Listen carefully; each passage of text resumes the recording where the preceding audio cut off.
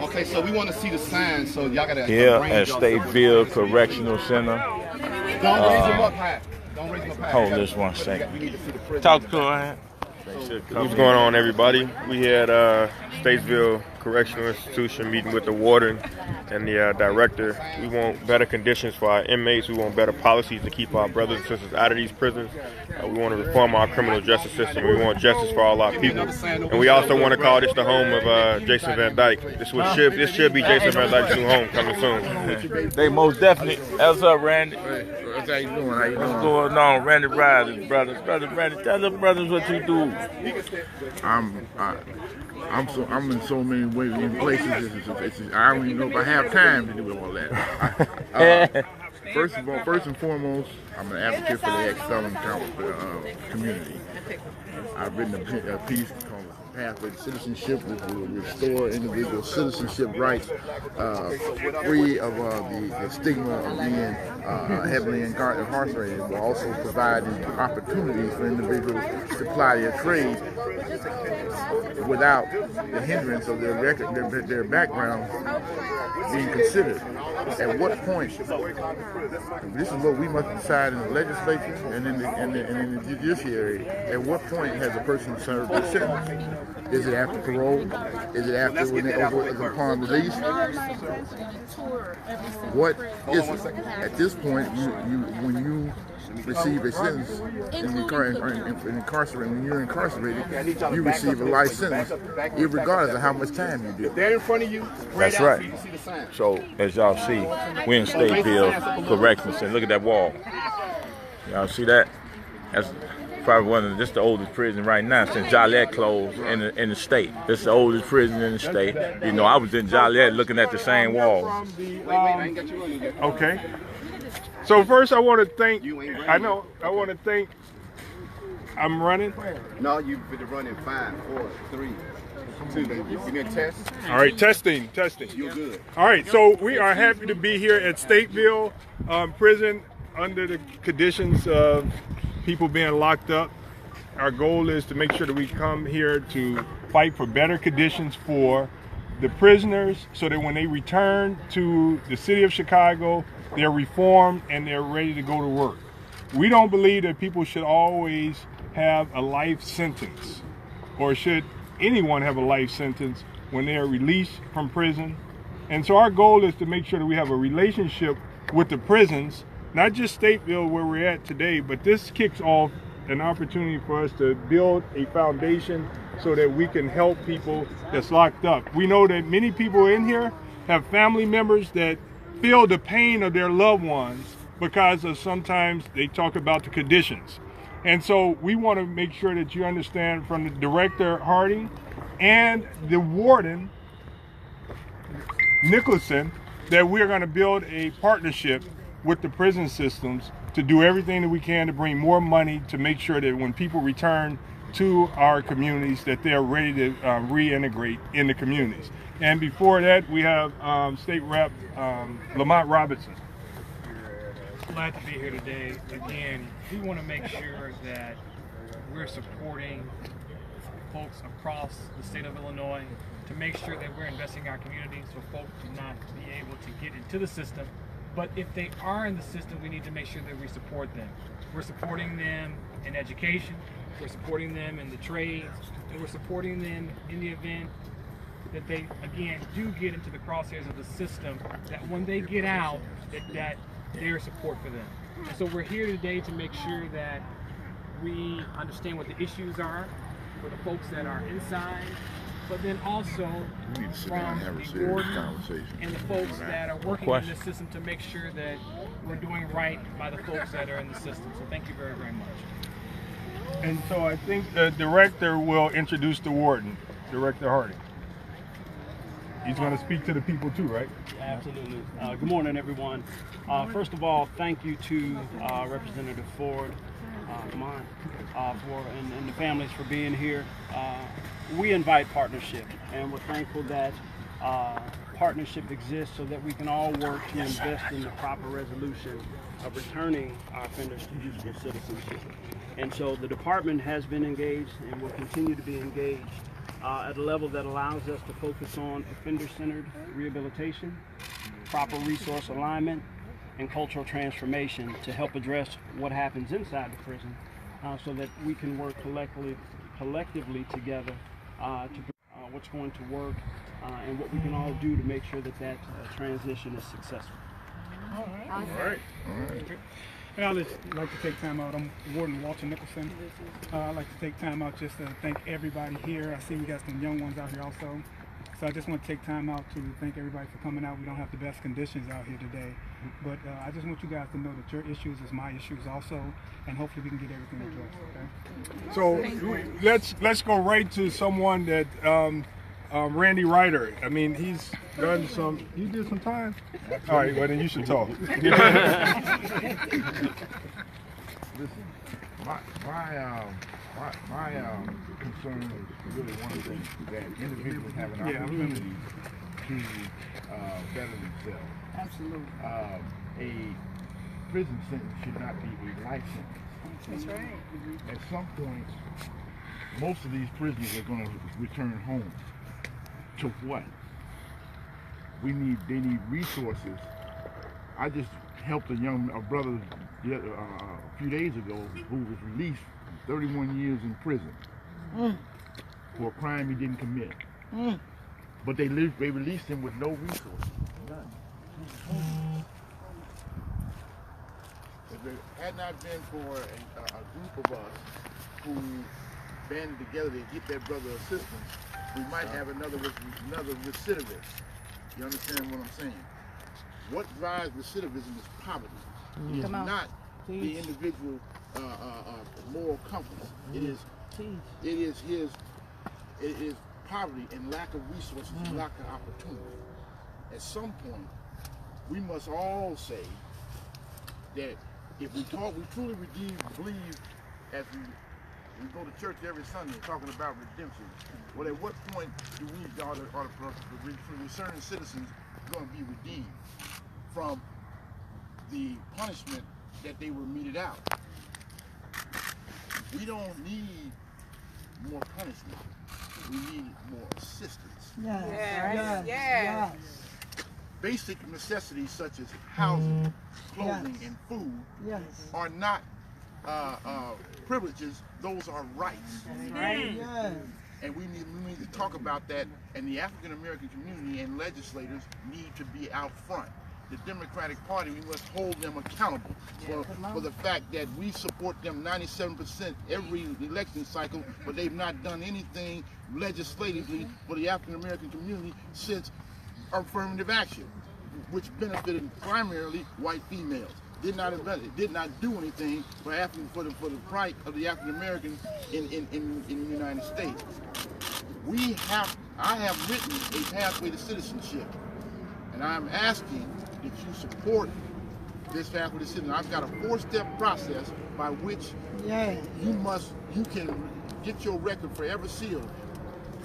Thankfully, I have a sponsor, Brother LaShawn Ford, who has always been out front of the ex-felon issue. Even when it was not popular. See, when he was out there by himself. Now everybody on the bandwagon. Now let's just do this here. Let's say that this is what we need to be talking about. Number one, the parolee must agree is his or her board orders and his parole successfully. He must have a GED or a high school diploma. He must be working, actively seeking work, or involved in a college or vocational program. And next, he must stay free of felony convictions for 1, 3, 5, or 7 years, commensurate with the nature and severity of his crime. And if those conditions are met, then he or she should have their record forever sealed, where they can go in to a place of employment on equal footing with everybody else. Absolutely. So with that, I'm gonna yield because I know I can talk all day. Yes. And we have Brother Tyrone Muhammad. We're gonna make sure that we stick to the people that's in here that we care about and how we have to do everything to get them ready to come back to our communities as well. And if you have any personal experiences, that's perfect. Thank you. And watch him. He's going to give you the thing. Thank you, Representative Ford. Listen, he's nicer than me. I don't have to be politically correct. I don't play the politics when it comes to our sons in this place back here. Yeah. After serving 21 years of prison myself and coming home to nothing. And while in prison, I decided that I knew that the state was not going to do anything for us. The city wasn't going to do anything for us, nor was the prison system going to do anything for us. So we decided we was going to create our own organization that would then allow us as men to link up and form our own lobby. No different than LGBTQ, the PETA, and dogs and fur have more rights than the men back there. These are human beings. When they come home, my whole concern was, how is it that you have enough money to house our bodies in this place? But when we return, that same funding that you use $30,000, $40,000, $50,000 to house our bodies, it's never there for us when we return home to receive equal housing, economic opportunity. I don't understand that. You can't tell me that the same money to house our body is not available to assist us when we're free. I don't have time to play these political games. I've been in front of directors. I've been in front of wardens for 21 years. Come on, brother. And never do that translate to anything. Even as a formerly incarcerated individual who served society, who helped to prevent violence and helped to stop our sons from coming in this place, I myself, my little brother is Earl Faber. He's in there right now doing 85 years in Stateville. I can't even visit my own brother. Come on. And my brother has written the warden. I'm not saying the warden even got his information. I thank the warden for the opportunity now to be able to make this place family friendly, where we able to reach back. How was it that I'm able to write my brother back and forth from prison to prison, but when I return home as a free citizen, I can't even come back in there to visit my brother? So you know who I am. For 21 years, the system know who I am, or was, and then I'm unable to even visit my little brother. That is disrespectful. That's inhumane. That's inhumane, and everything else you want to put, Monica, you want to put on it. So all I'm saying is that my goal is to shut this place down. I know some men are not coming out of there. But in the interim of that, let's make sure our brothers and sons get the proper education, and when they do return, have organizations such as ours that they're able to return to, and then able to give back to society. That's what we're trying to do. You can't continue to hold us accountable for a crime we serve, for a punishment that we serve, and then when we return to society, continue to keep that moniker X on us. So we're ready to move forward, and with State Rep, I'm going to just tell you this. It's time for new leadership, and State Representative Ford will help us get that. Mental health. State your name, please. Good morning, Ronald, R-O-N-A-L-D, Jackson, J-A-C-K-S-O-N. We are down here at Stateville Prison because there is a problem and a lack of funding in the seriousness of mental health. We send people down here, and the Department of Corrections has never corrected anything in the years that it has been created. And maybe that's because of the lack of actually hitting the funding where it should be. There's no mental health services down here. Psychotropic medication is not the answer, and we cannot continue to believe that somebody else is going to solve the problems that we send. When the city of Chicago closed mental health clinics, when they still have 5 clinics that they will not promote because the idea is that there will be an overrun, we are seeing that overrun in both jails and prisons. We cannot continue to believe that we are the taxpayers. We are the people that fund this. We cannot continue sending them down here to southern counties for them to get funding for our people just being housed in incarceration. Incarceration is not at all any kind of method for serving those people. And the idea that once they leave, they come back even worse than what they left. That's the problem. That's the problem right there. They come back worse than they left. And when it comes down to it, the city of Chicago closed 6 public mental health clinics to save supposedly $2.5 million. And now here it is, we have more people behind bars, and we can actually show you where statistically a lot of those people that were once served in those clinics have ended up down here or either in other institutions. We cannot continue institutionalizing our mental health issues. We cannot continue to send them down here to be victims of a system called incarceration. Absolutely. Correction. When there is no correction. We demand, we absolutely demand that public mental health networking is created. And that's the reason why we stand here with Representative Ford, the representative of the 2nd District, and these other individuals, because we know that healthcare is a human right. Absolutely. And we must make sure that those people that are at the bottom are cared for. We will not be silent anymore. That's right. Thank you. Amen.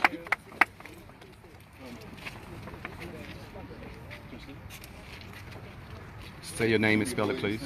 Justina Winfrey, Justinal Winfrey, Winfrey. I'm here today to stand in solidarity with not only the community, and even though we're outside of the prison walls right now, Edwin Davila is a part of the group of incarcerated victims currently, innocentdemandjustice.com.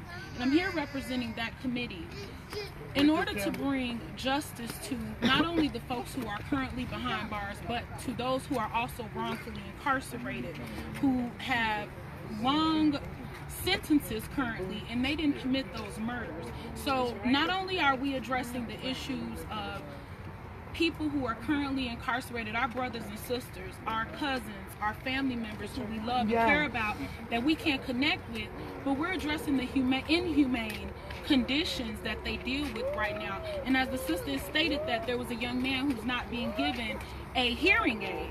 Well, we have multiple people throughout Illinois, not just at Stateville, but also at Menard, where they're not receiving the proper care for their health conditions, whether it be high blood pressure, which ultimately would lead to a heart attack or a stroke.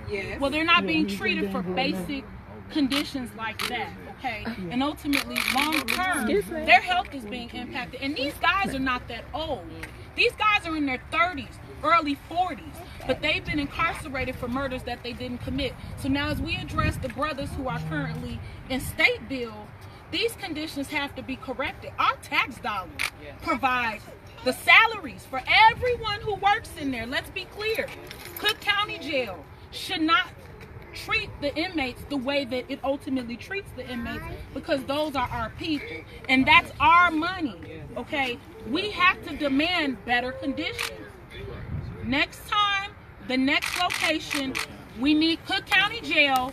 We want to see everyone out, because all of you all have an incarcerated family member. And let's be clear, 1/3 of the Illinois Department of Corrections budget comes from the west side of Chicago, the Austin community. Yes. Change now. Speak.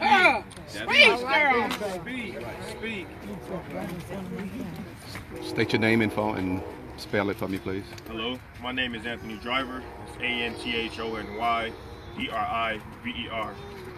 And I'm here today to stand in solidarity with everyone here, all of the inmates that are behind me in this prison.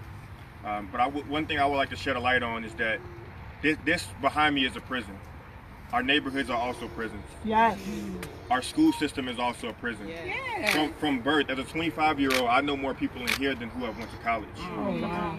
There's been a lack of investment, a lack of opportunity in our neighborhood, and there's a lot. We need better living conditions for the inmates that are in Stateville prison. I spent the early part of my childhood driving and traveling back and forth here to Stateville to visit people. There's over 100 people in my family. I'm the only male in my family to have an opportunity to go to college and graduate. I'm the only man in my family to have an opportunity to travel outside the country. And that's by design. It's not because I'm special. It's not because I'm better than anybody else. It's because we live in a society that breeds this type of environment, that fosters this type of environment, that puts people behind prisons and behind walls and spends $40, $50, $60,000 to incarcerate them every year, when most of them belong in a mental health institution. Most of them need help. Most of them need resources. So our playgrounds, our schools, our communities are breeding grounds that put people into a larger prison. When, from birth, by the time we're born, we're already born in a prison environment. So I'm here today to say that I stand in solidarity with these inmates. I'm only 2 steps away, maybe 1 step away from being them. You don't always have, you're not always born in a position to where you do a crime to get inside this place. A lot of times you're just trying to survive. A lot of times you commit crimes of survival. And the last thing that I would like to say is that I would like to shed a light on the fact that Jason Van Dyke is on trial right now, and it is my hope and my prayer that this is where he ends up. Thank you. Amen. Amen. Can you come here? You say BC couldn't even say it. Name and spell it. My name is George Salter, S-A-L-T-E-R. I'm with Westside Health Authority, and we are here in solidarity and support of everyone that is here. The best way for me to explain it is when we have the opportunity to go inside and talk and have relationship and deal with needs, that's what we need more of here, because there's a community on the outside of the gate that has loved ones and those that they care about on the other side of the gate. It was just 6 months ago I was speaking to a man at a summit here. We were blessed to have him walk into our office yesterday. And he said, hey, because of the relationship on the inside, I'm coming home to the outside. And I need. And we're part of the solution that deals with the need. But we need you to continue to walk with us and help us have access, so the things that they need, they get, so we have a community that is better when they come home. Amen? Amen. Amen. Amen. That's it. Good morning. Good morning. I'm Delila Johnson. Spell your name for me, please. D as in day, A as in apple, L-I-L-A, Johnson. I have a compassion for these young people here. I had a son who was incarcerated. He was overseas, and it was torture. However, the system has been on my mind quite some time, how corrupt it is and how biased it is. You cannot tell me that educating these boys, young people, women, is less expensive. It is less expensive than incarceration. And 80 years and 10 years and 50 years in a cage does not teach a person anything. How to adapt to being an animal. That's how they come out, that's how they go back and do the thing. Prison, it can be a work. If it's right. Correction, not corruption. Rehabilitation and transformation. That's all young people need. That's all they need. And I'm quite sure we're not the only people who commit crimes. A lot of them commit heinous crimes. They go home for dinner. They still go home for dinner. Right, baby. And then we're going to need somebody to send a strong message. I'm not that good at being a rally speaker, but we need to send a message that we're here for the prisoners so that they can feel the love. So whoever's going to do that, be ready. Exactly. Good afternoon. I'm Zerlina Smith. I am a resident of the West Side Chicago, the Austin community. Stop, Zerlina. You got to spell your name. Okay, Zerlina. Z-E-R-L-I-N-A. S-M-I-T-H, Zerlina Smith. I'm an Austin of the West Side. Well, resident of Austin community on the west side of Chicago. When you think about why we're here today, we're not here because we want to come here to visit our loved ones. We're here because we have to be here. We're here because the restorative system to justice back into the Austin community is 98%. When you have 98% of the population coming back home to a community with no economic development, disinvestment, resources that are the bare minimum, where we don't even have housing. We have no system that's in play for our loved ones to come home to. When you look behind me, don't look at it and think it's a pretty picture. This is the house of pain, and we live in a hostage mentality already in the Austin community. So when you close your eyes, Wake up and look at the vision of what you see behind me, and then lay back down and walk outside your door and see if it's the vision of what you want it to be. We have children out here. We're doing civic education, boots on the ground right now, so our children can walk these streets and walk these halls to go back to their community to be the next leaders of the generation for their community. Because if we don't teach now at an early age, we'll have these 20-year stories of an unjust system with people being falsely accused and arrested and charged with bail money that they don't have. We have people that's in prison for $100,000 bonds, and we have people that's in prison with $100 bond that can't get bonded out because there's no justice when it comes to being black, any person of color. There's an X on your back coming home. You can't get a good paying job. Your children will be on the pipeline to prison with the education system. It's a grave to the prison. When you think of what you want to see, think of this prison behind you and remember that our children and our loved ones do matter. And get out here and get on the bus and do these tours and be engaged and get involved. So anyone else? No. All right. So I think that there are like 4 million individuals that's incarcerated that come and go in the system, and 2 million come straight from Chicago. And so now you want to know why we have so much violence in the city of Chicago. I used to teach, and so when you think about teaching, I think about the work that you guys have to do here. You can only do so much with what you have. So we're not here to fight with you. We're here to tell you that we want to work with you because we have family members in here, we have loved ones in here, and we have to do everything to be partners so that they could be treated humanely, so that when they come back home, they could reintegrate into our communities. We're here in peace, but we're also here fighting for our loved ones and the people that call our office all the time saying that they have problems with the system. And so I know that you guys are employed by the state. This is not your private prison. And so that means that you have to deal with the cards that you're dealt. And so hopefully you'll listen to the inmates and their families when they tell you problems, and you take it to heart so that they're able to feel that their loved ones are going to be taken care of. I know, Director, you said that there were some things that the family should know about some of the prisons, the things that you have going on. First of all, let me thank you. I think what you see is everybody who steps up here had a good assessment of a system issue. And so Department of Corrections happens to be a part of that system. And so we stand ready to do our part. And what we've learned is some of the same things that you've learned. When you close mental health facilities, we wind up with it. And so one of these offender-centered initiatives we've had is to educate our staff on the cornerstones, the principles of mental illness and how to address those things. Whether it's specific mental illness training, whether it is motivational interviewing, things like that that will allow people to approach a situation with a little bit more delicacy and compassion. And so that's just one of the areas that we understand and we tackled as far as the problem within our system. And there are many more. It's just that sometimes you have to take them one at a time, and it takes time to work its way through a 13,000 employee culture, 40,000 plus in the system. And so we hear you loud and clear, Representative. And as I said, inside and out, as a partner, we stand ready to help and do our part to help send our folks back to the community, restored with the youth. So you're the director. You work with the director's office, and you are like over all of the seats, all of the prisons. So I have several roles, but the bottom line is they're all in some sort of statewide capacity.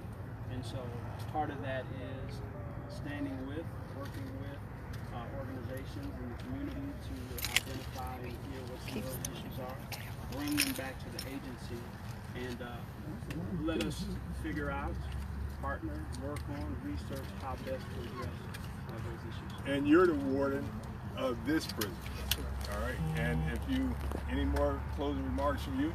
No, I believe, like Mr. Hardy said, the issues have been received loud and clear.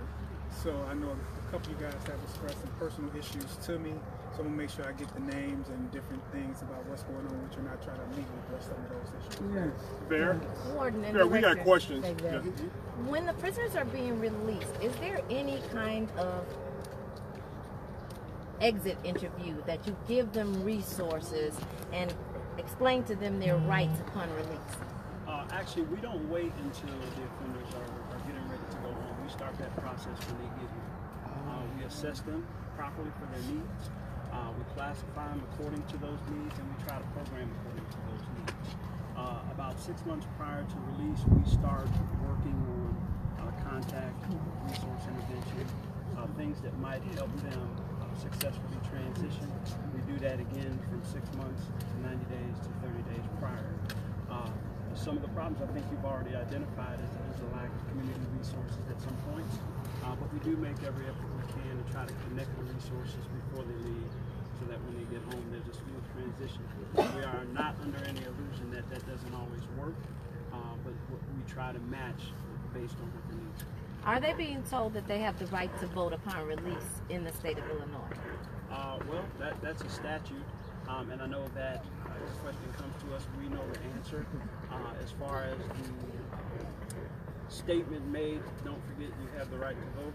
I'm not sure it's done that way, but our clinical staff, we do work with them, our placement staff, we do work with them upon release, and our parole staff are sure to reiterate that. You got a question? Yeah, I have a question about the conditions of solitary confinement inmates, and also you have to know offhand what percentage of inmates are currently in solitary confinement, or do you have a number? That number and segregation ranges around 3.5% of the total population. And that's over about 40,000 inmates? Correct. And what I can tell you is that number has descended from roughly around 5% over the last 5 years. The same actions that the community has taken towards diverting low-level crime are some of the same things we were to take note of and do the same thing with our segregation. The things that could be handled in an alternative way, we utilize those ways. And for those that are not. Has there been any discussion of eliminating the process of solitary confinement altogether? Or are getting that down from 3% even further? There's always discussion on reducing that amount. We commonly talk about ways, and not just amongst us, but amongst the offender population, about what works and what doesn't work. As far as eliminating segregation altogether, that conversation does come up from time to time. But I think the reality is that there are some situations where it just can't be a blanket. So to that, yeah, I have a bill and we've been advocating to eliminate solitary confinement, and we've talked to so I do have a bill to eliminate solitary confinement, and we've been in negotiations with the department, doing everything that we can to do that. But there are some concerns that I continue to hear from the director and the warden saying that sometimes they have to do some form of, not quite solitary confinement, but segregation. So I think that Zerlina.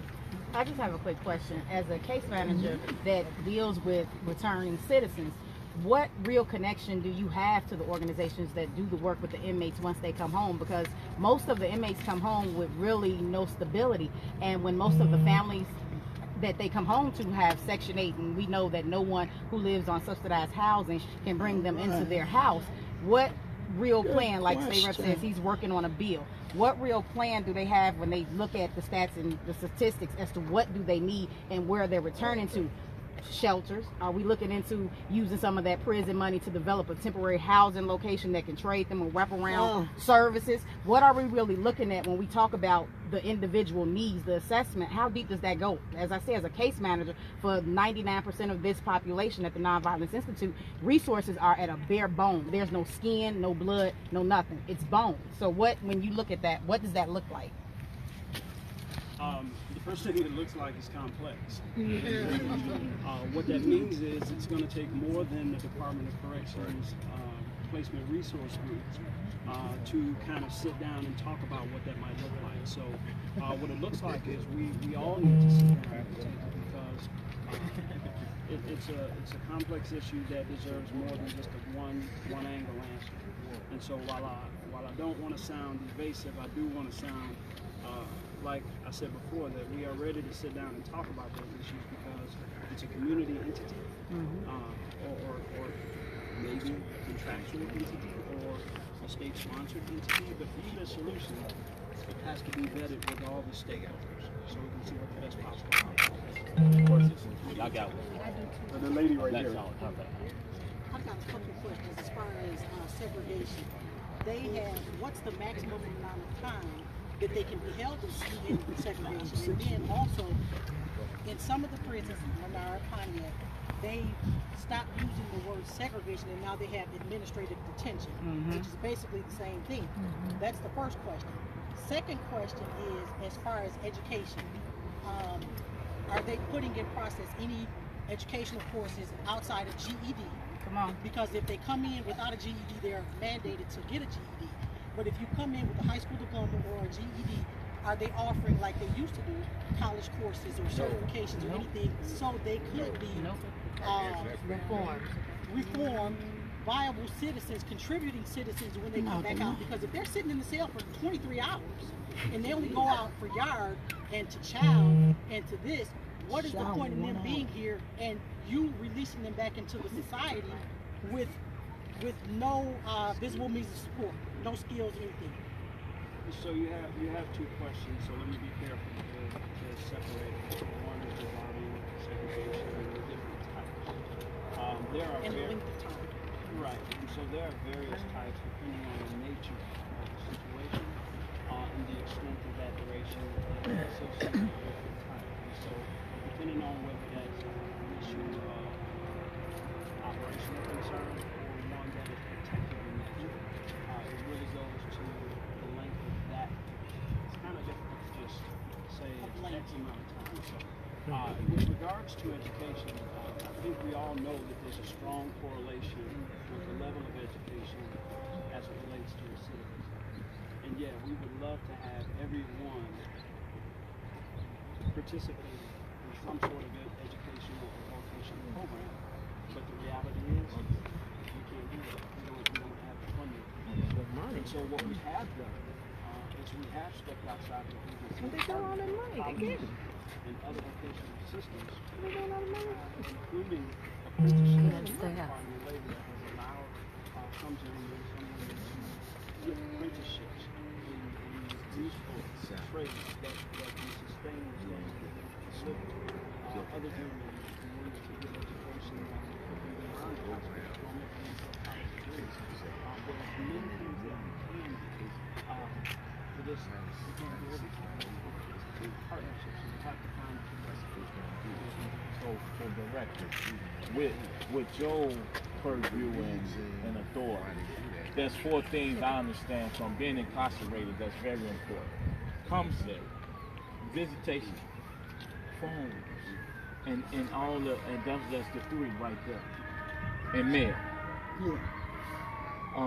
As far as visitation, as far as with the family, I would hope that you will look into the difficulty. Like for instance, how is it okay? And I'll talk to the warden and lay as it relates to my brother, but this is in general things that you can possibly look into. That you can identify me from an administrative level or from IA level that this is my brother while I'm incarcerated and allow family opportunities while we in. But the moment I'm released. Wow. I can't even produce an ID or even my paperwork that shows that I'm the same person who you allowed to communicate with my brother back and forth. There has to be an opportunity for us to connect the families. There has to be a way to better do that security-wise that's acceptable to you, that allow me to come in once released from your custody, the same guy you're allowed to write his brother, then check in and say, warden, I'm on my way, I need to see my brother. And without having to go through all the loopholes and getting thrown back, because I've called the warden office a couple of times and never received any answer in that regard. That my brother has filed paperwork asking for me to be allowed to visit, and he had. Let's get to that point. Is it legislative that we have to change that? Well, first of all, I want to answer the question. Yeah. So to your 4 points before, I got 2 answers: automation and technology, and we're working on both. We understand the need and relevance for things like commissary visits, and we're currently in the process of automating those things that will make it easier for the men and women out there, as well as the families, to interact with their loved ones. Is that possible? So with regard to being formally incarcerated and going back to see a loved one, I can tell you, first of all, that we have contractual folks who used to be incarcerated with us that work, that come in every day and teach and program. Yes, sir. We have volunteers who were formerly incarcerated that come in and interact with our population because we know that share that message of success. So to your point, I won't even say that's a universal issue because we have made exceptions on a contractual basis and a personal basis. Everything is case by case. So I would encourage you after this to get with us and let's talk about that and see how we can make that reality. All right, we really run out. We got to be back on the bus at 12 o'clock. Can we just address the quick question about the voting rights of the prisoners currently, especially since we're going into I appreciate that. Season? Yeah. So November 6th. Your prisoners in here, they can't vote. No one can vote in prisons. Is that correct? That's correct. And that's because of the state law. Correct. All right. And just so you know that we want to work on policy to change that so that people have a right to vote. That's one of the things that we advocate for also. Any more questions? Yes. Okay. First, we just kind of put 10, 5 over the years, and we still know threat to society. That's an indictment on the system. Step forward. You want to come visit his brother.